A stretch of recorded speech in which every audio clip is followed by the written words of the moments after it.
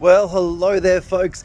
This is a video that's going probably on YouTube, probably on Facebook, probably on LinkedIn, and I'm just starting to do a lot more organic content, so to speak. And in today's video, I want to speak to the workshop facilitators out there, the trainers, the presenters, the educators that may be struggling a little bit with the whole time management conversation. Time management. Now, I would say that the number one question I get as a public speaking coach or as a workshop facilitator coach is, how do I engage my audience the most? The second question I get very commonly is, how do I manage my time better? How do I manage my time better? And so I guess I just want to, in this video, share with you 3 tips on how you can manage your time better.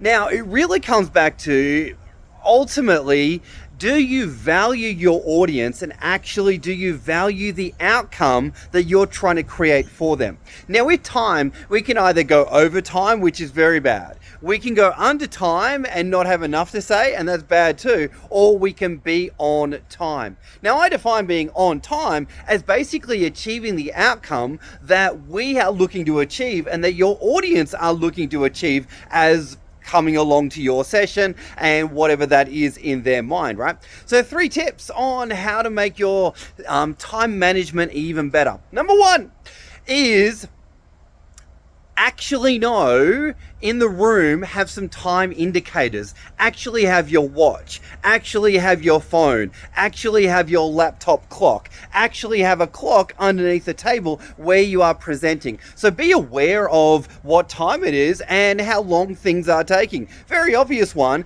but I see many trainers, presenters that don't even have a watch, and I'm like, okay, that's interesting, really interesting. So next thing I'd highly recommend, tip number 2. Tip number 2 is become even more time conscious. What I mean by that is many people are unaware of how long it actually takes to do things within a training session or a workshop scenario. And they are just, they don't even have a conscious awareness around how long a minute is, or how long 5 minutes is, or how long 10 minutes is, or how long 20 minutes is. And one of the things I recommend to my coaching clients is always start to actually time yourself. Time yourself. How long does it take you to have a shower? How long does it take you to, drive from here to there? Or how long does it take you to eat a meal or make a meal or whatever it may be? Now, all these things are just random ideas, but essentially what I'm saying is become more time conscious, and as a result, you start to become more self-aware as to how long different things to take.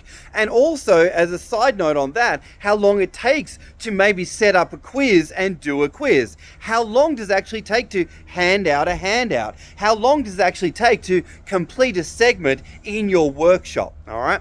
Now that leads to point number 3, or tip number 3, which is structure your sessions with the end in mind. Structure your sessions with the end in mind.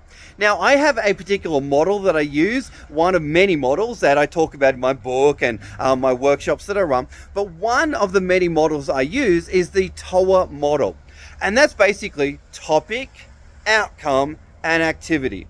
Topic, outcome, and activity. I won't explain it in too much depth here, but essentially the idea is you want to be structuring your entire session around your outcome. What are you actually trying to achieve with your learners, with your participants, with your audience?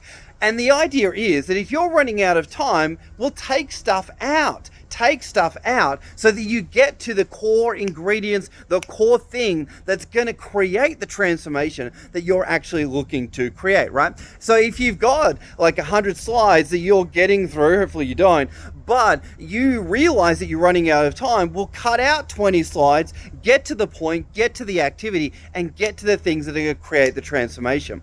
So in this video, I just wanted to give you some tips on how you can manage your time even better. Number 1, actually know by a clock or a mobile phone or many ways where you're up to in your time. The second thing, become even more time conscious. Start to notice how long does it take to eat a meal, take a shower, and become aware of these things. And that'll potentially allow you to become even more, aware of how long it takes to get through certain portions. And the last thing I'll say is define your outcome and look at every session with an outcome, and all of your activities are looking to support and create that outcome for you as a presenter and you for your audience as well. Hopefully you got some value from the video there, folks, but I just was inspired to have a chat about time management, because it really is an area that people struggle in when they are presenting. And the more conscious awareness around it you have it, the more you can actually respect your audience by finishing on time, and people walk away going, wow, I got the outcome I was looking for. On that note, folks, hope you got some value from the video.